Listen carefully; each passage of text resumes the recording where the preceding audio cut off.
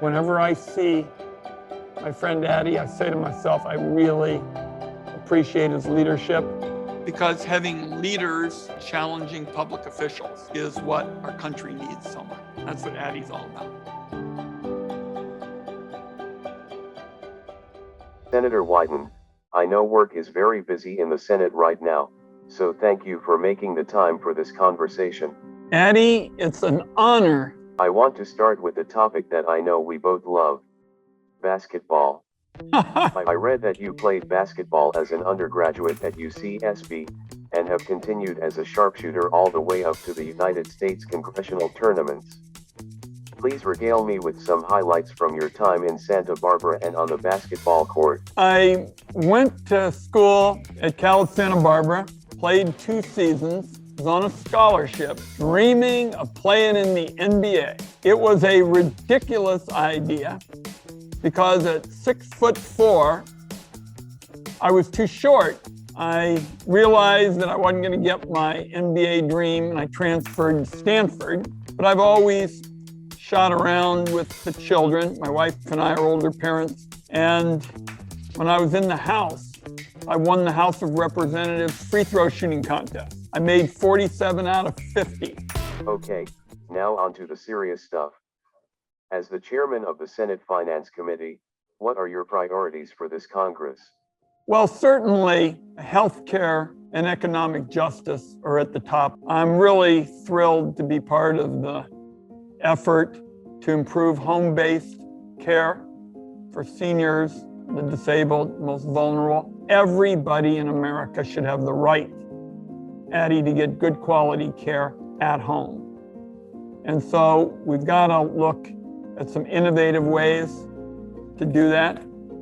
We, for example, use essentially the states to get more money out for these essential services under Medicaid. The kind of attractive part is that the states get the money tiered to raising conditions for the workers and salaries and the like.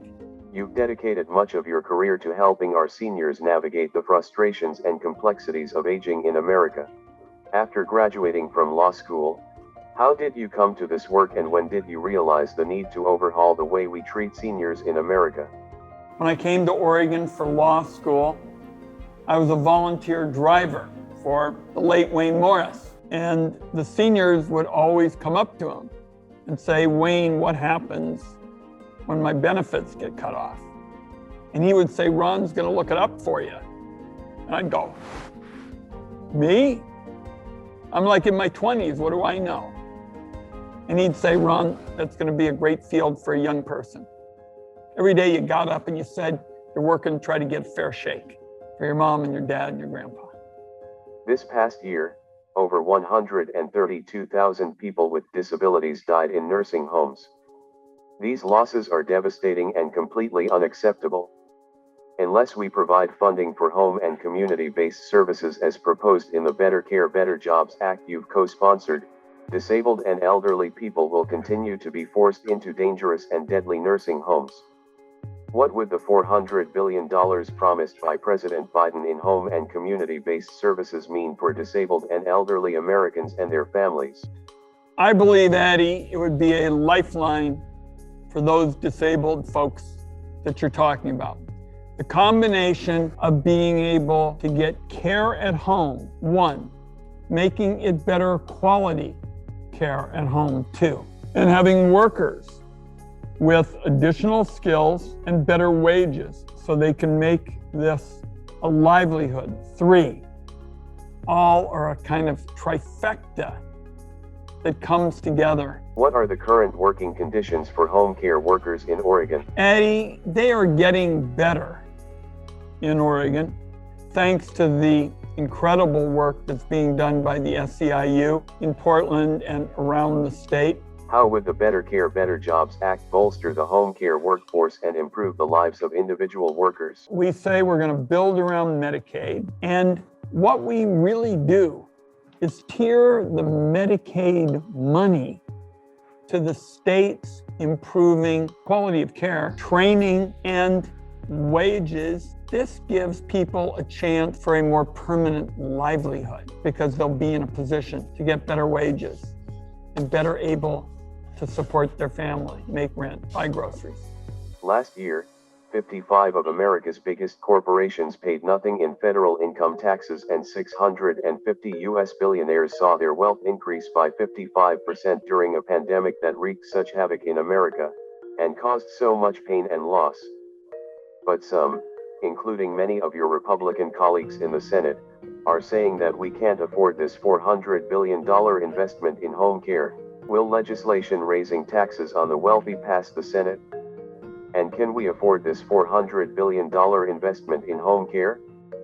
You know, Ady, if a senator says that we can't afford this investment in good quality home care so that people can have their first choice, which is to be at home, and better care, and opportunities for improved training and wages for the workers, first thing I'm going to do is take a look and see if they voted for the Trump tax cut back in 2017 that went disproportionately to the most wealthy in America.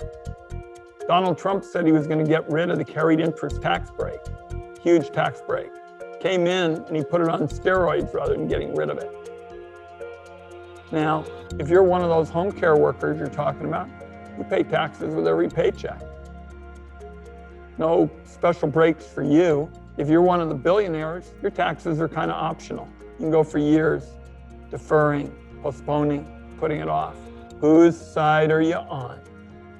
Are you on the side of giving everybody in America the chance to get ahead? Or are you on the side of a broken down tax code that lets these super wealthy people make huge amounts of money, and under the federal tax code, it's not counted as income? And I'm determined that everybody in America pays their fair share. Ady, I'm sure you heard about the Peter Thiel IRA. The IRA is supposed to be a break to give middle-class people the opportunity to save and get ahead.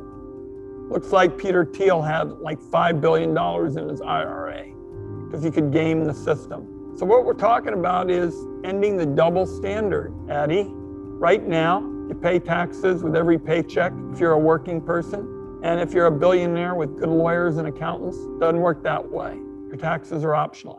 Thank you so much for your leadership on healthcare and economic justice. Good luck in the coming months.